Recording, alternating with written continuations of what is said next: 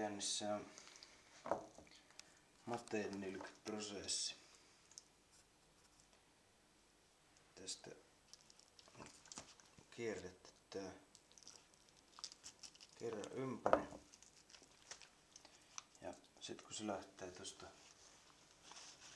alkuunsa toi nahka, niin otetaan siitä paperin avulla pitävä ote, jonka jälkeen se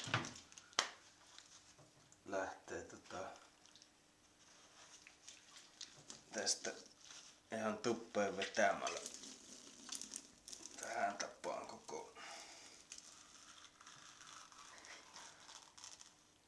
kala